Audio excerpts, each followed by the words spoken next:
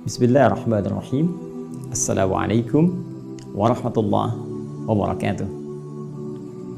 Alhamdulillahi rabbil alamin, alladzi faddala al-mu'minina as-sa'imin wa ja'alahum bi'idhnihi minal muttaqin.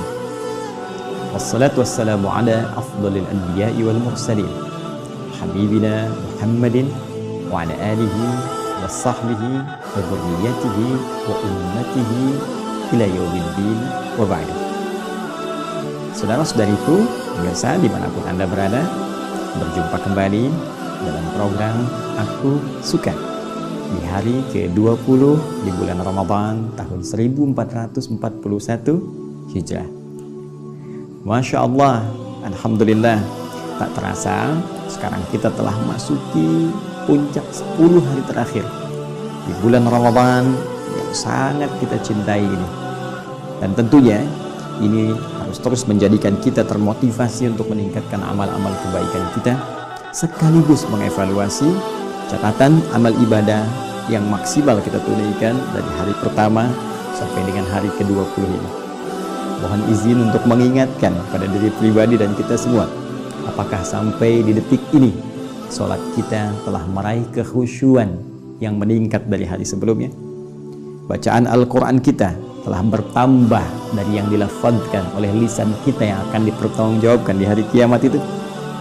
Pun demikian, semangat kita untuk berbagi, baik lewat harta benda, juga boleh jadi pakaian, mungkin juga makanan, yang sampai hari ke-20 ini tentunya akan jadi ukuran tingkat kemuliaan dari ibadah yang telah kita tunaikan. Namun demikian, untuk memaksimalkan itu semua, tentu setiap yang kurang dengan kasih Allah Subhanahu wa Ta'ala, selalu saja Allah memberikan momentum untuk melimpahkan pahala guna menutup kekurangan-kekurangan di masa lalu, sekaligus melahirkan satu momentum yang bisa menggugurkan kesalahan dan dosa dalam satu masa yang boleh jadi bisa bersamaan.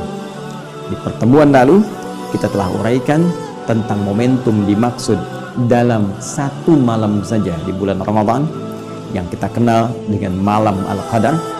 Telah tuntas kita bahas, baik dari segi narasi Al-Quran tentang informasi waktu pertama kali malam itu diturunkan bersamaan dengan turunnya Al-Quran, yaitu terdapat di isyarat Quran surah ke-8 Al-Anfal itu ayat 41, dengan merujuk pada peristiwa sejarahnya di hari yang bersamaan, yaitu Jumat, hari paling mulia, tanggalnya 17 Ramadan. Dan ini peristiwa pertama kali diturunkannya Al-Quran dari Lauh Mahfuz ke Baitul Izzah.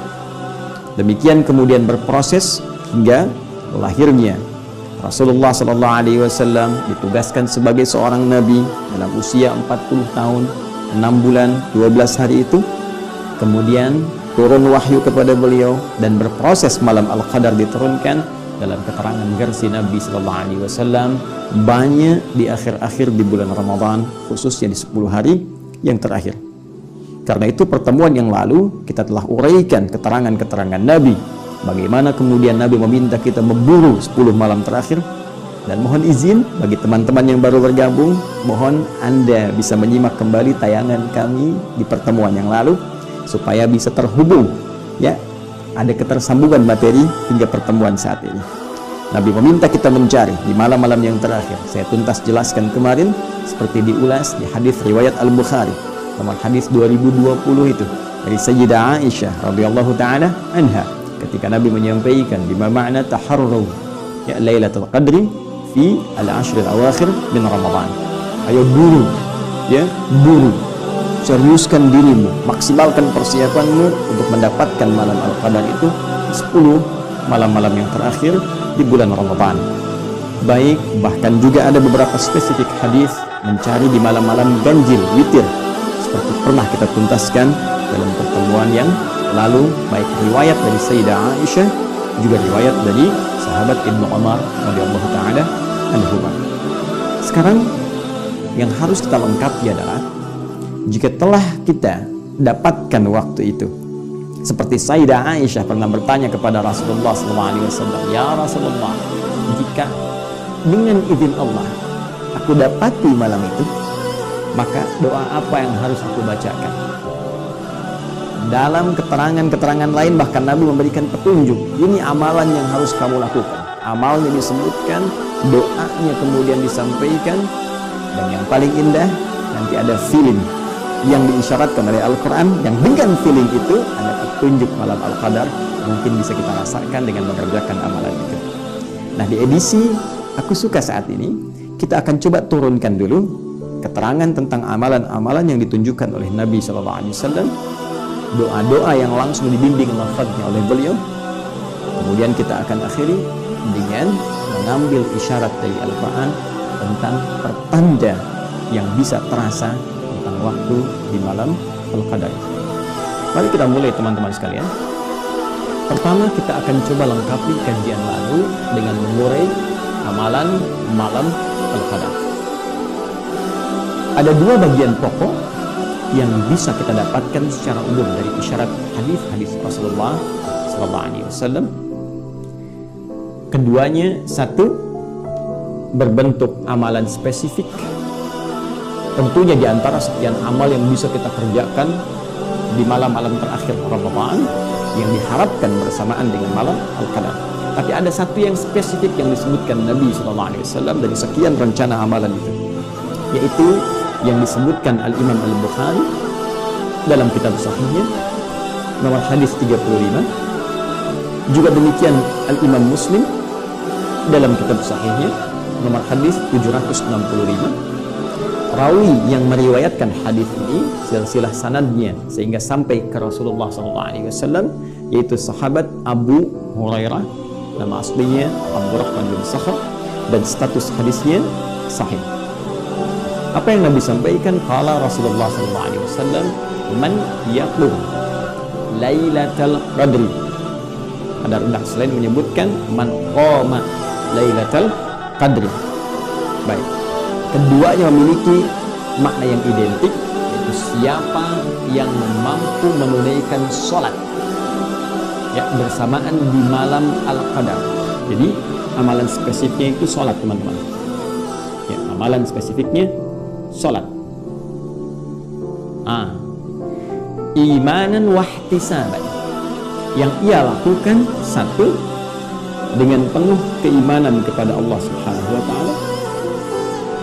Dua, dengan penuh ketulusan disertai rasa mengoreksi diri ya, dengan penuh ketulusan disertai rasa mengoreksi diri, introspeksi diri dalam keadaan dia sholat itu. Kerjakan karena Allah, dia ukur dirinya yang selama ini boleh jadi jauh dari Allah, kurang sempurna dalam beramal, kemudian dia bermohon dengan penuh kekhusyuan kepada Allah dalam sholatnya. Apa yang didapatkan pada saat itu? Langsung bonusnya Nabi sebutkan ya, ghufira lahu ma taqaddama min dzambi. Maka bonusnya seketika dia akan mendapatkan ampunan dosa dari semua dosa-dosa yang pernah ia kerjakan selama hidupnya, sejak balik sampai detik dia sholat. Kenapa saya sebut bonus? Ya karena jelas kalau pahala telah diisyaratkan langsung dalam Al-Quran. Bukankah jelas, tegas Allah sampaikan di Quran surah 97 Al-Qadar itu ya, tegas kalimatnya, Lailatul Qadri khairum min alfi syahr. Ya, malam Al-Qadar itu lebih dari 1000 bulan nilai kemuliaannya, lebih dari 1000 bulan nilai pahalanya. Jadi kalau Anda bersamaan sholat di malam itu, walaupun 2 rakaat ya, kemudian ditutup dengan salam, setelah 2 rakaat ini sekali sholat dibuka dengan takbir, tutup dengan salam, cuma sekali 2 rakaat, nilainya sama dengan sholat lebih daripada 83 tahun. Allahu Akbar, Allahu Akbar, Allahu Akbar, 83 tahun, Masya Allah. Dan bonusnya, kalau benar sholatnya, kata Nabi, kalau benar sholatnya, bonusnya dapat pahala 83 tahun. Pahalanya, bonusnya ampunan dosa dari Allah Subhanahu wa Ta'ala. Allahu Akbar. Anda bisa bayangkan nggak? Jadi begitu orang ini salam, dapat pahala lebih daripada 83 tahun, dosanya hilang. Ya, jadi dosa kosong, amalan banyak. Begitu salam, Assalamualaikum warahmatullahi wabarakatuh, Assalamualaikum warahmatullahi wabarakatuh, tiba kemudian wafat. Atau dia wafat dalam keadaan sujud. Sujud yang terakhir, sedang bermohon istighfar, dia nangis banyak dosanya. Tiba-tiba nggak bangun lagi. Punya pahala sujud lebih dari 83 tahun dan digugurkan dosanya dengan tangisan yang mengalir bahkan sampai pipinya itu. Allah, ini luar biasa. Jadi adalah apa yang diisyaratkan oleh Nabi Sallallahu Alaihi Wasallam tentang menghidupkan malam-malam Al-Qadar ini, menghidupkan khususnya malam-malam 10 terakhir di bulan Ramadan ini dengan banyak menunaikan salat. Ini yang menjadikan bukan hanya Rasulullah Sallallahu Alaihi Wasallam sampai membangunkan keluarganya. Disebutkan dalam salah satu riwayat, aiqadha ahlah, ya, beliau membangunkan keluarganya. Allahu Akbar. Istri beliau dibangunkan. Kemudian menantu beliau Ali bin Abi Thalib, tentunya dengan istrinya yang tercinta Fatimah Az-Zahra, istrinya Ali bin Abi Thalib, putrinya Rasulullah SAW. Ya, dibangunkan. Ayo bangun, hidupkan malam. Kalau nggak ada kemuliaan ini, mustahil selevel Nabi pun membangunkan keluarganya yang mulia. Ya, yang tentunya bersama Nabi di surga. Ali bin Abi Thalib disebutkan dari 10, termasuk 10 orang yang masuk surga tanpa hisab. Ya kan? Baik, Fatimah Az-Zahra, Masya Allah, penghulu surga. Al-Hasan dan Al-Husain, kedua-duanya cucu Nabi, pemuda surga. Allahu Akbar. Ya, Fatimah, Ali bin Abi Thalib, keluarga Nabi dibangunkan untuk memaksimalkan amalan ini. Ini yang diteruskan kemudian oleh para sahabat generasi setelah Nabi SAW wafat.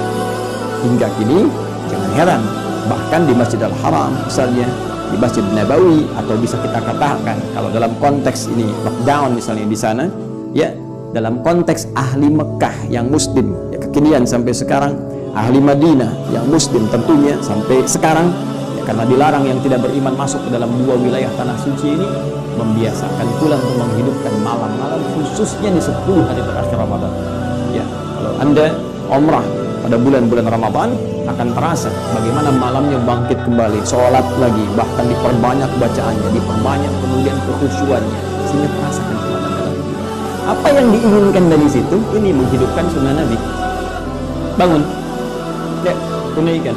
Jadi bukan sekedar sunnahnya kemudian hidup, tapi pahala, ya, tapi pahala besar kemungkinan bisa didapatkan dan bonus sangat besar kemungkinan bisa diraih. Nah, kita beri catatan dalam 2 hal. Hal pertama, apakah setiap orang yang sholat pada malam itu berpotensi diampuni dosa-dosanya dan dapat pahala seperti yang tadi disebutkan? Belum tentu. Sekali lagi, maaf sekali, jika ada satu anugerah yang besar, mustahil tidak bersanding dengan syarat-syarat yang tertentu. Saya sering katakan, kompetisi yang hebat itu, yang hadiahnya besar, pasti syaratnya pun ketat. Karena itu, Nabi tidak hanya memberikan gambaran orang sholat dapat ini, orang istighfar dapat ini, tapi ada syarat yang sangat mengikat, syarat ketentuan berlaku. Apa itu?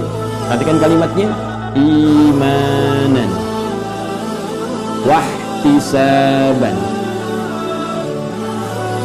Dia tunaikan dengan keyakinan penuh karena Allah Subhanahu wa Ta'ala, disertai ketulusan. Awas, catat ini ya. Awas, kaidahnya iman tulus, yakin karena Allah Subhanahu wa Ta'ala, dan dijauhkan dari hal-hal yang bisa mengotori dan membelokkan niat kita karena Allah. Karena orang lain sholat, saya sholat. Karena ingin merasakan kenikmatan kalau imamnya si fulan. Karena ingin supaya rame saja, karena ingin supaya meriah saja. Kalau orang hanya sekedar bangkit sholat karena orang lain sholat dan ingin merasakan kemeriahan saja, ya, ingin meraih kenikmatan sembuh saja, maka tidak ada beda ini dengan yang dimaksudkan Nabi SAW. Rubba qa'imin laisa lahu min qiyamihi illa as-salat. Tidak sedikit nanti ada ditemukan orang bangun, orang sholat tak mendapatkan apapun dari sholatnya kecuali lelah begadang saja. Dia tunggu sampai malam sholat tapi niatnya keliru. Malam nanti sholat, ya iya aku juga pengen ikut, cuma pengen ikut, bukan ingin meraih kemuliaannya. Baik, nah, ini bagian pertama. Kemudian bagian kedua, teman-teman sekalian, penting dicatat, Ustaz, apakah untuk mendapatkan kemuliaan ini mesti ke masjid? Atau bisa diraih di rumah? Teman-teman sekalian, Lailatul Qadar itu syarat meraihnya tidak terikat dengan masjid, tapi terikat dengan amalan yang dikerjakan di malam itu. Di dalam kondisi normal pun kalau Anda ke masjid terus malamnya nggak bangun, cuman tidur, ya nggak dapat juga. Jelas ya? Jadi kita ke masjid itu untuk mengondisikan supaya lebih fokus, ya, supaya bisa maksimal termotivasi untuk ibadah. Karena mungkin dalam kondisi ada di rumah, yang dilihat mungkin TV, yang dilihat mungkin bacaan, yang dilihat mungkin internet. Tapi ketika orang ke masjid, kondisinya lebih terfokuskan untuk bisa ibadah dengan maksimal. Ya, TV nggak ada di ruangan tempat sholat. Mau baca Quran, orang semua lihat Al-Quran. Mau tiduran, orang bangun. Akhirnya terdorong kita, ya, termotivasi untuk menunaikan ibadah. Bangun malamnya, tapi kalau Anda cuma datang ke masjid, pindahkan bantal, bawa kasur, ikut tiduran, malam-malam ketiduran, pas bangun sahur, ya nggak dapat juga. Jadi esensi malam Al-Qadar itu lebih kepada bagaimana menghidupkan malam dengan amalan, sekalipun bila tak mampu dikerjakan di masjid seperti sekarang kita lalui pada umumnya di sebagian besar tempat di muka bumi, tidak hanya di Indonesia, maka tidak ada alasan untuk tidak menghidupkan malam dengan ibadah di rumah yang telah kita kondisikan.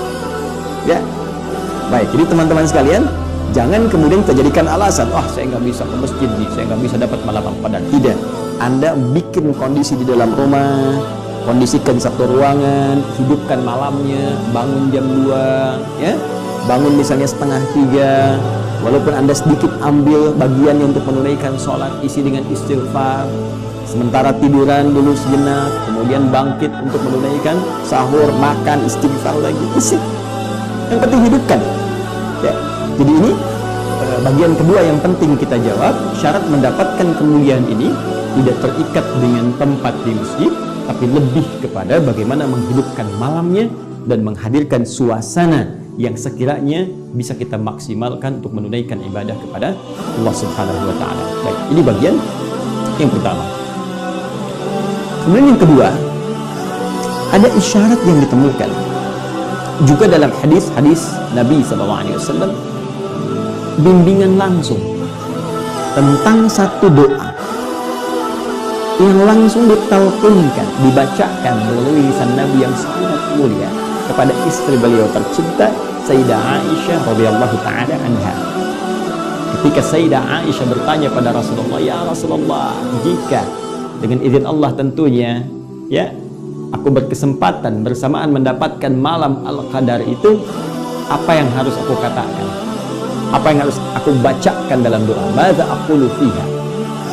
Baik, ini dirangkum keterangannya dalam salah satu hadis yang bisa kita lacak, riwayat At-Tirmidzi nomor hadis 3513, juga ditemukan pula di hadis riwayat Ibnu Majah nomor hadis 3119. Rawi yang meriwayatkannya Sayyidah Aisyah radhiyallahu taala anha, dan status hadisnya sahih. Apa bunyi doanya? Baik, kita bacakan pelan-pelan. Saya yakin tak dituliskan pun, insya Allah kita semua sebetulnya sudah hafal, hanya tinggal menempatkan saja. Ikuti saya.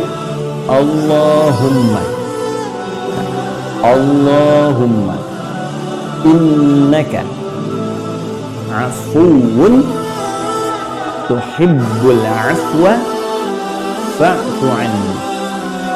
Baik, coba tuliskan saja ya, supaya mudah untuk kita pahami. Saya izin hapus dulu sebentar. Saya hitung sampai 5 ya. Baik, siap. 1, 2, 3, 4, 5. Baik. Simpan di sini. Allahumma. Tuliskan. Allahumma. Innaka afuwun tuhibbul afwa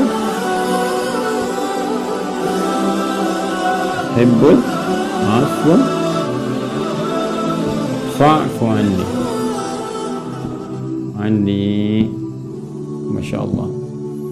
Allahumma innaka afuwun tuhibbul afwa fa'fu anni.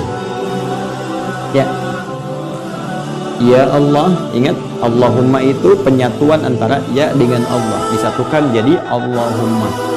Dan kalimat ini tidak diucapkan kecuali dengan penuh kerendahan hati dan ketawaduan. Ini yang dimaksud Quran surah ke-7 ayat 205. Wadhkur rabbaka fi nafsika tadarruan wa khifatan wa dunal jahri minal qaul.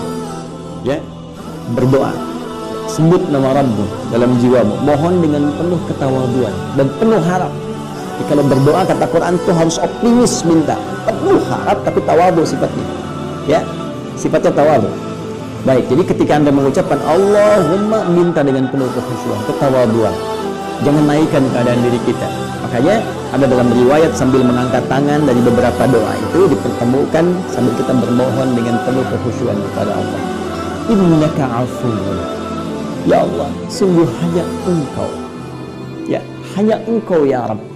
Ya, tapi ingat, cara memohon dengan kalimat hanya Engkau ini, innanya kan harfu nasbin, ya, wa taukidin tansibul isma wa tarfa'ul khabara mabniyun 'alal fathi la mahalla lahu min al-i'rab. Ya, harfu nasbin wa taukidin. Saya pernah banyak ulas ini. Itu kalau sekedar nahwu, tapi kalau kita bawa ke ilmu lughah, ke fikihnya, nasab ar-rajulu asahu 'alal ardi. Ya, seorang lelaki menancapkan tongkatnya di bumi ke tanah dengan kuat sehingga tidak goyah. Ya, jadi maksudnya apa? Anda kalau mengucapkan dengan kalimat inna, tancapkan dalam hati Anda yang paling dalam. Seakan Anda mengatakan begini, ya Allah, sungguh hamba sangat yakin dengan keyakinan yang tak pernah goyah dalam jiwa hamba. Hanya Engkau afuun, yang maha pemaaf. Hanya Engkau yang pasti memaafkan semua salah kecuali. Hanya Engkau yang pasti menggugurkan semua dosa-dosa jika hamba ada yang ingin bertobat kembali kepada Allah. Tuhibbul afwa, dan Engkau mencintai orang-orang yang ingin minta maaf, minta ampun kepada Allah. Ada kalimatnya indah sekali. Ya Allah, aku tak pernah goyah. Aku yakin hanya Engkau yang maha pemaaf, mengampuni dosa-dosa, menggugurkan semua salah. Dan aku yakin tanpa goyah, ya Allah, Engkau mencintai setiap yang mau minta maaf. Engkau mencintai setiap orang-orang yang mau bertobat. Fa'fu anni, maka dengan sifat cintamu ini, mohon maafkan kesalahan hamba. Kalimatnya indah sekali, karena ada memaafkan dengan cinta, ada maaf tanpa cinta. Ada anak salah pada ibunya, ya? Dengan sayangnya ibu, ada yang cuma membelai, sudah ibu maafkan. Ada yang menangis saja, sudah lupakan semua itu. Tapi ada orang yang datang, ya, karena perselisihan mau minta maaf, tapi cinta belum hadir, sehingga kalimat-kalimat kasar yang keluar. Yang sudah saya bilang dari dulu, mau begini. Nah, tidak. Nabi mengajarkan kepada kita, ya Allah, ya, Engkau mencintai orang-orang yang minta maaf, hambamu yang mohon ampunan, maka dengan cintamu itu mohon maafkan hamba. Indah kalimatnya.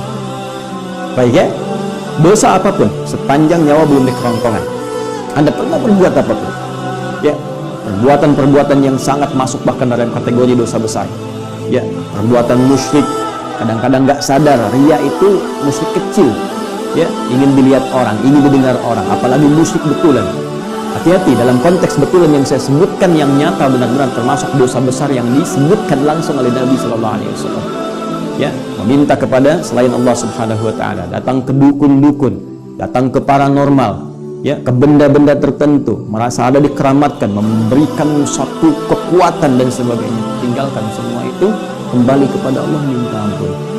Mungkin itulah detik perubahan dalam kehidupan kita, detik-detik yang sangat menentukan dalam hisab kita saat kembali kepada Allah Subhanahu Wa Taala. Ingat, ketika momennya ada, maka semua kemuliaan dan kebahagiaan boleh jadi akan menghampiri kita semua. Satu poin ini. Nah, jadi ini ibadah yang tadi disyariatkan melalui salat. Kemudian yang kedua, doa yang dimintakan melalui bacaan yang saya tuliskan. Dan Masya Allah, saya itu sering kali menghadirkan kekaguman pada orang tua kita dulu, ulama-ulama kita. Tidak banyak mengungkap dalil-dalil, tidak banyak terlalu panjang-panjang memberikan arahan, cukup diberikan amalan masyarakat awam. Sudah, bukankah setiap tarawih kita dibimbing membaca doa ini? Allahumma innaka afuwun tuhibbul afwa fa'fu anni. Ya, kalau kata gantinya banyak untuk keluarga kita, bukan untuk yang personal saja. Allahumma innaka afuwun tuhibbul afwa fa'fu anna. Ya. Kadang-kadang dimasukkan al-asmaul husnanya, Allahumma innaka afuwun karim tuhibbul afwa fa'fu anna ya karim. Tuh.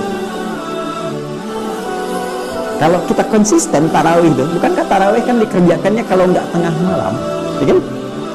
Atau ditarik maju ba'da isya. Sedangkan waktu al-qadar kan di Quran disebutkan, hiya hatta matla'il fajr.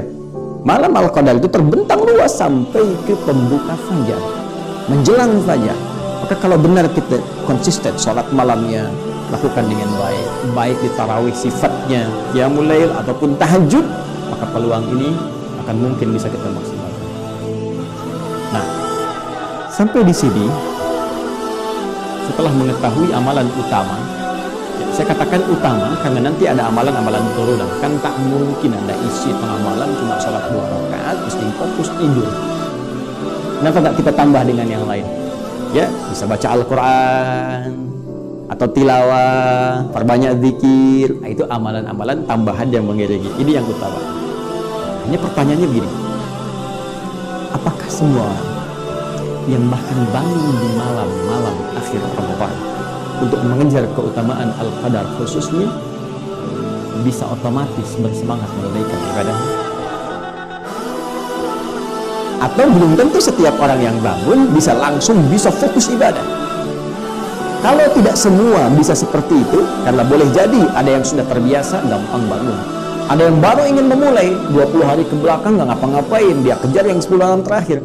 Belum tentu keinginan itu akan disertai dengan kebiasaan. Karena belum jadi kebiasaan, belum tentu mudah untuk bangun di malam harinya. Dan kalaupun sekali bangun, belum tentu khusyuk. Ya. Harap-harap bangun jam 2, bangun setengah 2. Tapi baru bangun karena belum biasa, nunggu, begini, tiba-tiba udah setengah 4.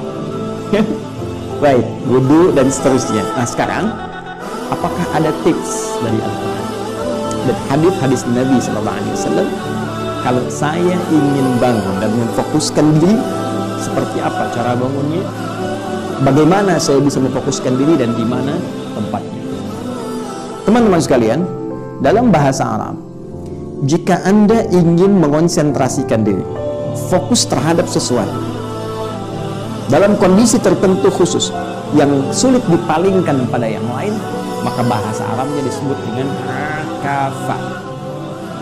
Ya, kata kerjanya disebut dengan akafa. Saya tuliskan begini: ain, kaf, ha. Ain, kaf, fa. Ya. Ain, kaf, fa. Akafa. Baik, orangnya disebut akif. Alladzi lazima bihi. Akif, orang yang konsisten terhadap sesuatu, fokus dan sulit untuk berpaling. Jamaknya tambah un di ujungnya, akifun, plus un jadi akifun, orang-orang yang fokus mengondisikan satu keadaan, fokus di situ sulit dipalingkan. Karena itu saat Nabi Ibrahim alaihissalam mengingatkan ayahandanya bahkan kaumnya, ya, yang sedang fokus terhadap kesembahan, ya, fokus terhadap berhala, sampai-sampai dipanggil sulit, diingatkan marah. Itu ada di Quran surah ke-21 Al-Anbiya ayat ke-52, ya, sampai diabadikan di Al-Quran. Idh qala li abihi wa qawmihi ma hadhihi at-tamathilul lati antum laha akifun. Ini apa sih istimewanya patung-patung ini? Istimewanya berhala-berhala ini, sampai kalian begitu fokus, sulit dipalingkan dari itu. Diajak pada yang baik, susah diarahkan kepada pencipta, nggak bisa diingatkan, marah-marah. Nah, ini menunjuk pada sisi bahasa. Ya, baik. Kalau kita tarik ke dalam nuansa puasa, ini pun disebutkan, ya, di Quran surah kedua Al-Baqarah, persis di ayat rangkaian puasa ayat ke-187. Wala tubashiruhunna wa antum aakifuna fil masajid. Kata Allah, kalau kamu ingin memang benar mendapatkan keistimewaan malam itu, maka buruk kondisikan. Cari tempat dalam suasana normal, pergi ke masjid-masjid, cari spesifik, kondisikan tempatmu di situ. Fokus mencari ibadah-ibadah, fokus cari tempat-tempat yang spesifik dalam masjid pun bisa membuat kamu bisa nyaman ibadah. Makanya Nabi kan ada spesifik tempat khusus beliau. Sampai sekarang dikenal dengan tiang tahajudnya Nabi. Ya, kalau kita nanti ilustrasikan dari dalam itu ada seperti panggung, ya, di area dekat Raudhah sebelah kanan, kemudian sebelah kirinya persis di belakang makam Nabi Sallallahu Alaihi Wasallam, area seperti panggung sekarang, ada tiang ke belakangnya, itu amudit tahajud, tiang tahajudnya Nabi Sallallahu Alaihi Wasallam. Ada sahabat yang sayap kanan, Ya, ada dekat-dekat ke mihrab seperti Umar bin Khattab radhiyallahu taala anhu. Cari tempat strategis yang mengondisikan kita bisa fokus ibadah, bisa nikmat. Nah, orangnya oleh Al-Quran disebut dengan akifun. Bahkan nanti ya area Masjidil Haram pun disebutkan oleh Al-Quran sebagai tempat yang bisa digunakan sebagai akif, fokus untuk ibadah. Sejak zaman Nabi Ibrahim dan Nabi Ismail alaihissalam, keduanya diperintahkan mengondisikan area sekitaran Ka'bah untuk digunakan orang-orang fokus ibadah. Itu ada di Al-Baqarah surah kedua ayat 125, paling kanan ke pertengahan. Wa idz ja'alna al-baita mathabatan lin-nasi wa amna wattakhidhu min maqam Ibrahim musalla wa ahidna ila Ibrahim wa Ismail an tahhira baitiya lit-ta'ifin wal 'akifin wa ruk'is sujud. Allah perintahkan pada Nabi Ibrahim, Nabi Ismail alaihissalam, bersihkan area-area ini, bersihkan area-area Ka'bah nanti untuk orang-orang yang sholat, ya, orang-orang yang tawaf sebelum, juga orang-orang yang akan fokus untuk beribadah kepada Allah Subhanahu wa Ta'ala. Nah, jika kita ingin berusaha menjadi orang yang fokus ini, akif, dan mengondisikan diri, menyiapkan perlengkapan yang bagus, mengatur waktu yang terbaik, mencari tempat-tempat strategi supaya mengambil substansi dari apa yang disebutkan tadi, maka jika kita ingin berusaha mewujudkan itu secara bahasa, tambahkan hamzah wasal di depannya, alif begini, kemudian ta setelah huruf pertama dari kata asal. Kata asal akafa, huruf pertama, setelahnya tambah ta. Ini. Yang ini diharakati kasrah, ya. Yang ini pindahkan ke ta begini, sedangkan ini jadi mati.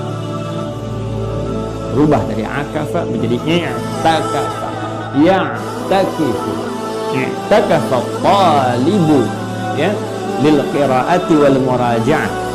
Seorang siswa berusaha untuk fokus konsentrasi membaca dan mengulang-ulang pelajarannya. Maksudnya apa? Fokus sulit dipalingkan. Itu fungsi hamzah wasal di depan, alif ada yang menyebutkan, kemudian ta.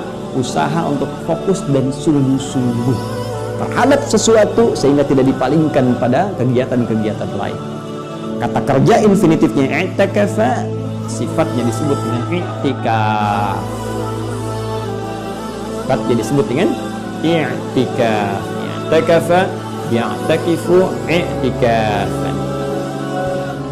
Dari sini muncul istilah kita untuk i'tikaf di 10 hari terakhir bulan Ramadan. Ya, di malam-malam terakhir Ramadan. Sering dengar kan istilah itu? Nah, jadi i'tikaf itu asalnya fokus usaha yang sungguh-sungguh untuk fokus terhadap sesuatu sehingga merasakan manfaat dari apa yang difokuskan itu. Nah, sekarang persoalan kita adalah satu, bukankah untuk fokusnya i'tikaf ini perlu tempat? Kalau lazimnya baik dari nas Al-Quran ataupun hadis, bahkan contohnya langsung disebutkan di masjid, dan sekarang suasana masjidnya bagi sementara tempat bahkan di Indonesia sulit untuk dilakukan i'tikaf, terutama daerah-daerah yang zona merahnya langsung berada di sekitaran itu. Pertanyaannya, apakah i'tikaf bisa dilakukan di luar masjid? Satu. Kedua, perlengkapan apa yang disiapkan saat akan i'tikaf itu? Dan ketiga, materi rencana-rencana amalan apa yang bisa mengondisikan kita untuk fokus ibadah saat i'tikaf itu? 3 PR ini, 3 pertanyaan besar ini tentunya akan lebih manfaat, akan lebih terasa fokus, dan akan lebih terkonsentrasikan jika kita uraikan dalam pembahasan tersendiri di hari ke-21 dalam episode Aku Suka 21 Ramadan 1441 Hijrah di pertemuan esok insyaallah.